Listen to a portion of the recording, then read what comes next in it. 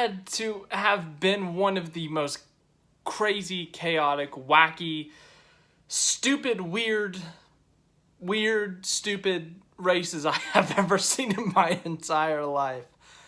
Austin Dillon, in the playoff cutoff, the last race to make the playoffs, with 2 spots left, meaning you either had to win or you had to be in the points with Blaney or Truex.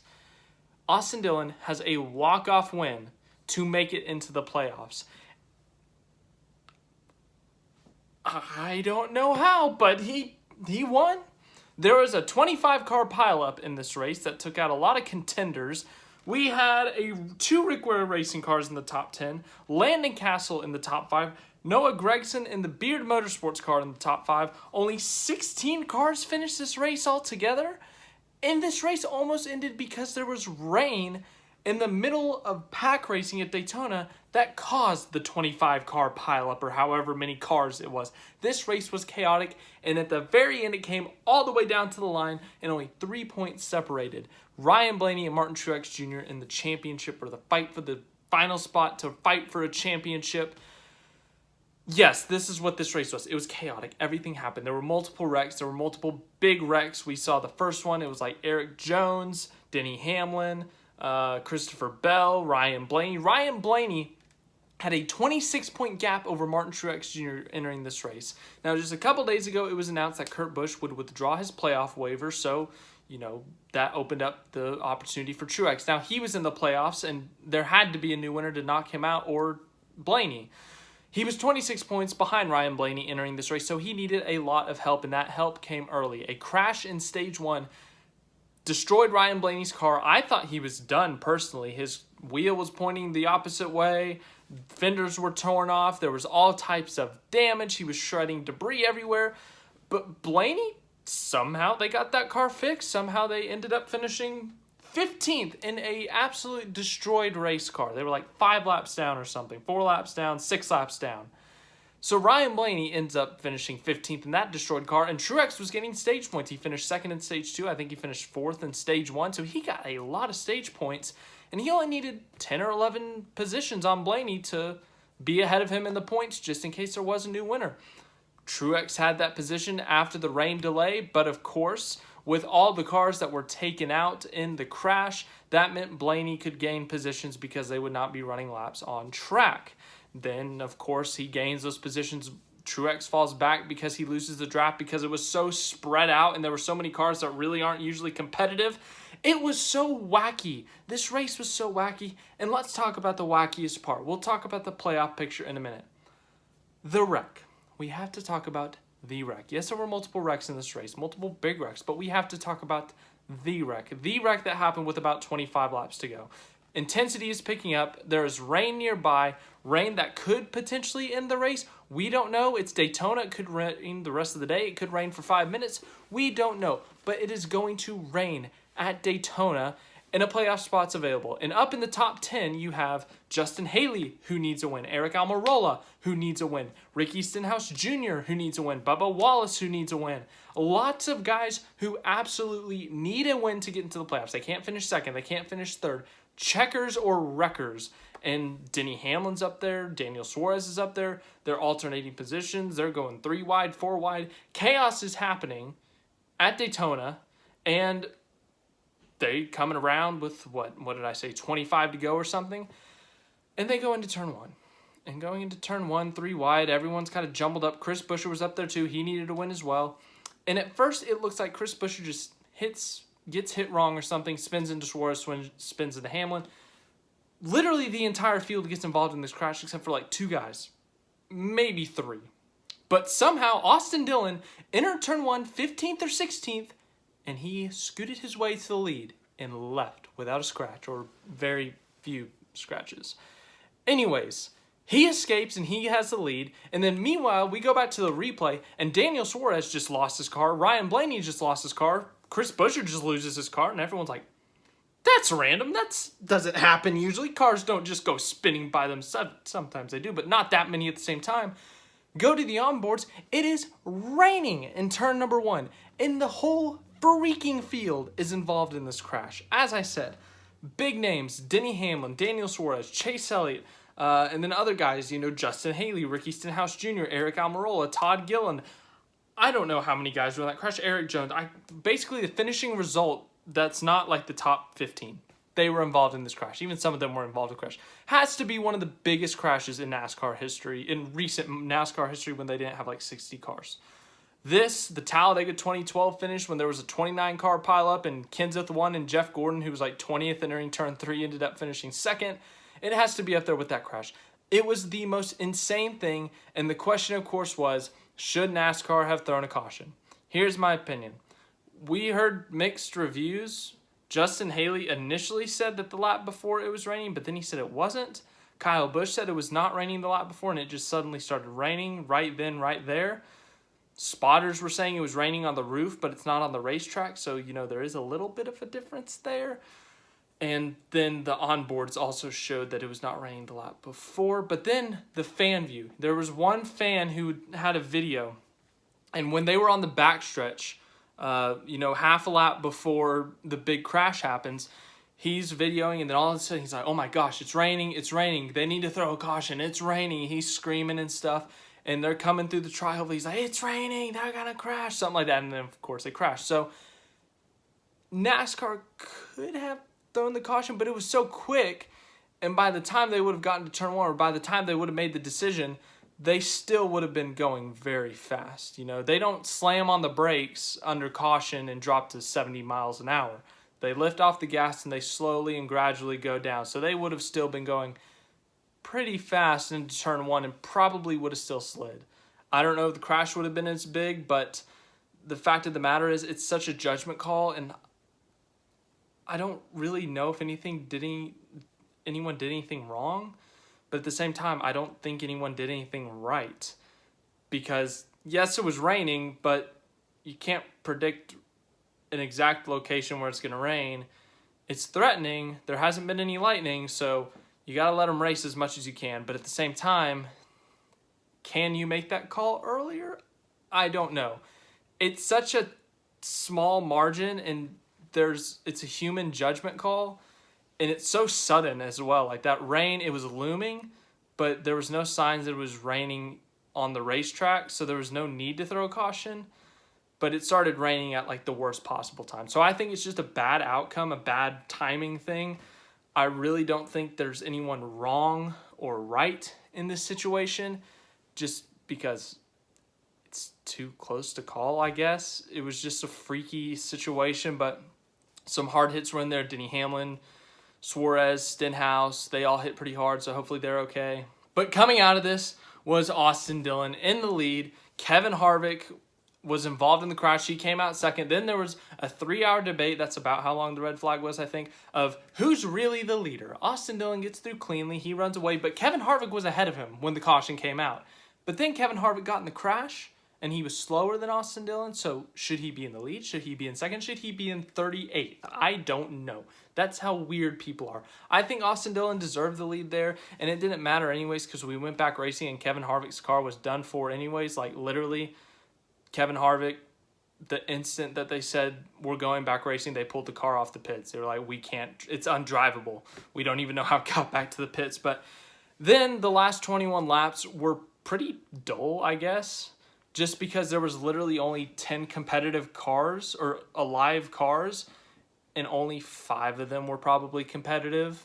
Dillon, Reddick, Truex, Cassill was competitive, and Cindric. Those are probably the 5 who were the most competitive. And Gragson. Gragson was competitive too once the draft kind of built up.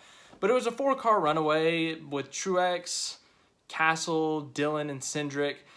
And then it got chaotic. They just kind of rode around for like 20 laps or so, or 15 laps or so, however many laps. There was like 20 to go in at the restart, so 15 laps, let's call it.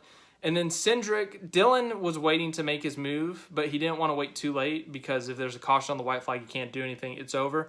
But he bumps Cindric out of the way. I'm talking about like he sends him to the infield almost, but Cindric saves it, comes back up the track, and then all of a sudden it looks like a speedway race. Like there's individual cars. There's no packs anymore. There's no tandeming. It's literally individual cars, 15 individual cars.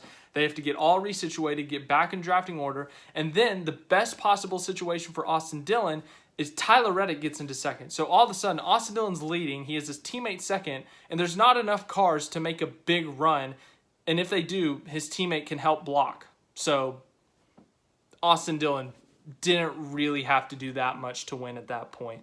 Yes, it looks exciting, it looks thrilling, but like in reality, Austin Dillon just had to hope that no one was smart enough, or there weren't enough cars to get a big enough run, and there weren't. And the cars that were there trying to make a big enough run, they didn't have enough car. So yeah, that's how the race ended, and the playoff picture is insane now. Austin Dillon is in. Martin Truex Jr., the 2017 Cup Series champion, someone who I always say is a lock for the playoffs at the beginning of the season. Joe Gibbs Racing driver, Cup champion. He wins almost every year. He is out of the playoffs. He will not be competing for a championship this year, which is insane to say. Austin Dillon, who was like 19th in points, I don't know, is in the playoffs over Martin Truex Jr., who is consistently in the top 5 in points. This format ceases to amaze me to see someone in the top 5 in points out of the playoffs over multiple guys 15th or worse in the points because they won one race. It blows my mind, people. It blows my mind to see that. It really does. I don't get it. Who designed this format? Whoever did it, I don't know what they were thinking, okay? Yeah, everyone's going to say, oh, he knew the format. He knew he had to win. It's his own fault. Sure, technically that's true, but that still doesn't make it make sense, if you get what I'm saying. I still think it's stupid. I don't get how you can be one of the best teams all year, a top 5 team, extremely consistent, getting top 5s, top 10s, consistently competing in the top 5, top 10, but you miss the playoffs because one guy wins a 10-car shootout at Daytona because everyone wrecked in the rain. It's nothing against Austin Dillon. It really isn't. It's against the system. I hate this system. It screwed so many guys out of championships. Jeff Gordon in 2014, Kevin Harvick or Joey Logano in 2015, someone in 2016. Truex was deserving in 2017, so there's one example of someone deserving. 2018, the big 3 didn't win the championship. 2019, I'd say Kyle Busch was deserving champion, so there's 2 out of, 6? 2020, Harvick should have won that championship. I'm a Chase Elliott fan. Harvick should have won the championship. And then last year, Larson was deserving. So there's 3 out of however many, 7, 8, 9, whatever number we're at.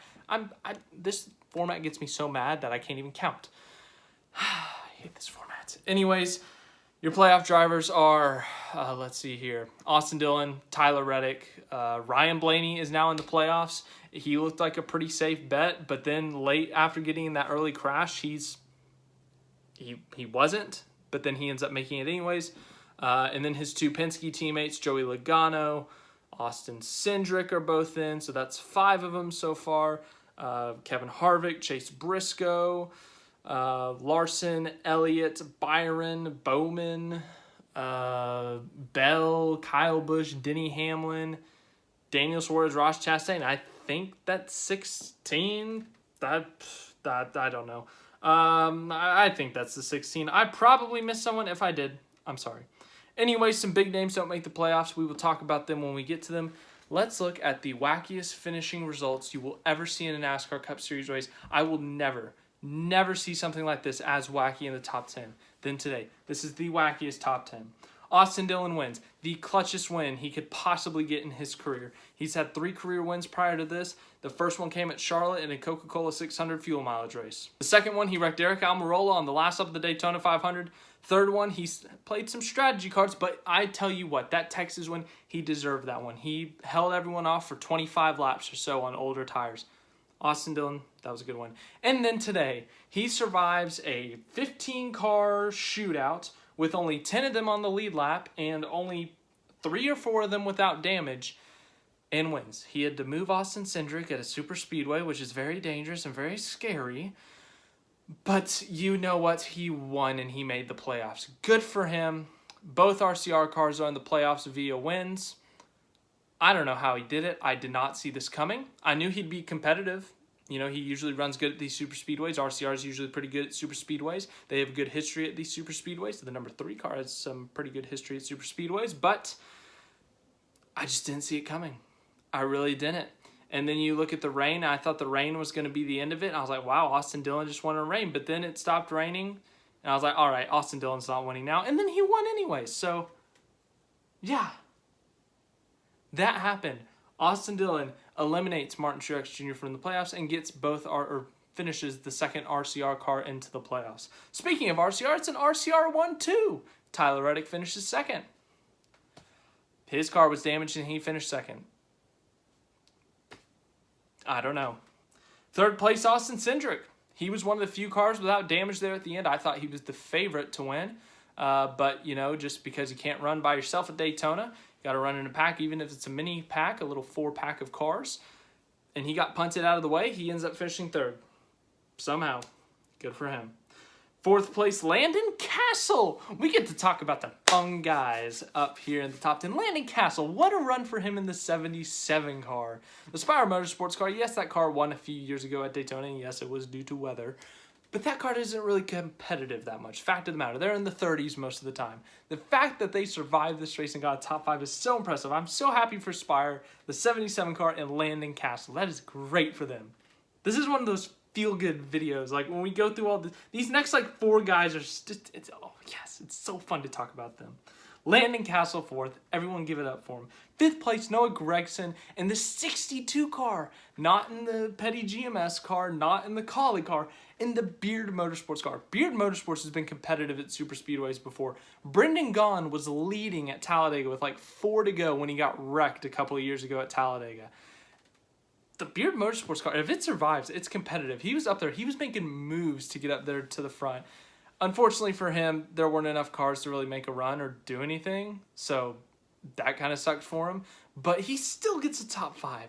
Good for him. Sixth place, Cody Ware gets a top 10. Sixth place for Cody Ware. Rick Ware Racing, Cody Ware. I don't know. I didn't see this coming. I'm speechless. Great job, Rick Ware Racing. Great job, Cody Ware. Seventh place. Last year, BJ McLeod got top 10 this race. He backs it up by doing even better, getting a 7th place finish. Everyone, get loud for McLeod. Get loud for McLeod right now. BJ McLeod just got a 7th place finish. Live Fast Motorsports, that's a huge day for them as well. Just like Rick Ware Racing, team that's usually at the back of the pack most weeks, multiple laps down, they get a top 10, a 7th place finish. That's huge for them. 8th place, Martin Truex Jr. We just talked about all the fun people, how excited we were for them. Now we got to go to Martin Truex Jr. That's got to hurt him. You look at Martin Truex Jr., he's a champion. He's not in any kind of downfall in his career, really. He's still running well. He's still competitive. As I said, he was still top 5 in points. But because there's so many winners, he doesn't make the playoffs. That's ridiculous. That's absurd. It's crazy that Martin Truex Jr., a guy who's been so good all year long, because he didn't get one win, is missing the playoffs. That's insane. I don't know. It's insane. JGR's missed the playoffs. One of the JGR cars missed the playoffs. If you told me at the beginning of the season, I would not have guessed Truex. That is crazy. It really is. 9th place, David Ragan. A good run for him. I think that's the only spot in the top 43. I don't know, but that's the only spot he's never finished in his career. So gets to check that. But a double top 10 for Rick Ware Racing. This confirms Kyle Busch to Rick Ware Racing, definitely. The fact that they're this competitive now. Speaking of Kyle Busch, last car on the lead lap in 10th, 41 seconds off the pace. How about that? A top 10 for Kyle Busch after such a bad summer. He survives the 40,000 car wreck and finishes 10th. He was actually in that wreck, but not enough damage to take him out. And he chugs along and finishes 10th. Bubba Wallace finishes 11th, the first car one lap down, the only car one lap down. Unfortunately, misses the playoffs, 23-11. Looked like they had a playoff spot with Kurt Busch. Unfortunately, they come up just short. Bubba, he was good, but he got caught up in a wreck like almost everyone on here. 12th place, Joey Logano. He was in multiple wrecks. 13th, Ty Gibbs. He was in wrecks. 14th, Alex Bowman. He was in wrecks. 15th, Ryan Blaney. Ryan Blaney makes the playoffs after a stressful day. Early crash, multiple laps down. Truex is getting stage points. He's 15 spots ahead of you. It's looking like Blaney is going to miss the playoffs if there's a new winner. Blaney somehow, some way, through all the carnage and all the chaos with a broken car, with a broken suspension or something, fenders missing, things bent in, things bent out, he somehow finishes 15th, 6 laps down, and beats Martin Truex Jr. by 3 points with a new winner to get into the playoffs. Blaney, once again, he's had a tremendous season. He's been top 3 in points for most of the season. He's been extremely consistent, but because he doesn't have a win, he might miss the playoffs. I don't know what to tell you.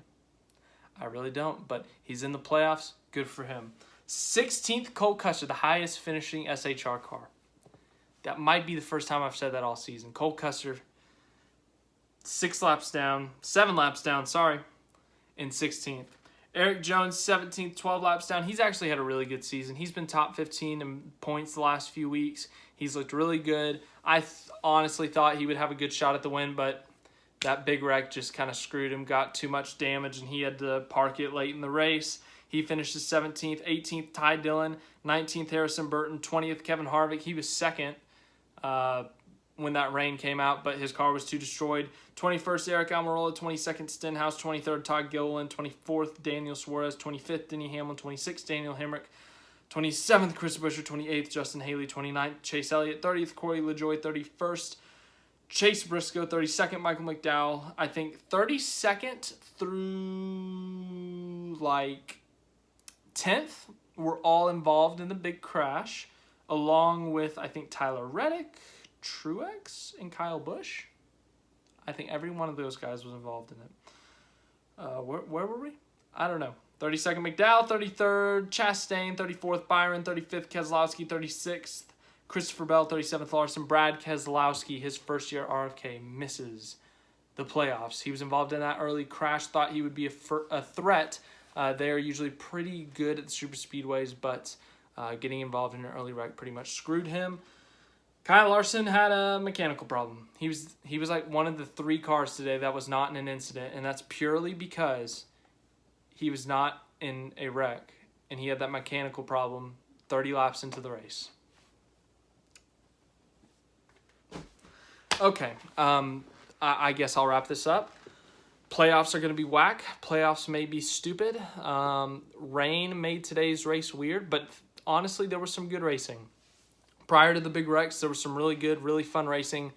Lane switches, 3 wide, fun stuff, drivers sliding the cars around, and then it got stupid at times. And then, of course, the rain, the controversy, but it was fun. Daytona as a cutoff race is always going to be chaotic. Any super speedway, Daytona, Talladega, now Atlanta. If you make any of those a cutoff race, it's going to be chaotic. The rain made things interesting. It made the race much more racier. If there was no threat of rain, I don't think they would have been racing that hard the whole race. But because there was that threat of rain, they were. But, yeah.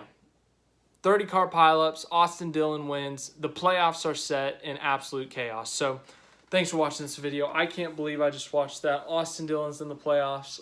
Truex is out. Playoff preview will come this week. I don't know which day. Check the community post thing and watch it, and I'll update you. Championship cases throughout the week. We got all 16 set, so I can talk about all 16 of them now. And I'll see you in the next video. Leave a like, subscribe, all of that fun stuff. We talk about NASCAR a lot here.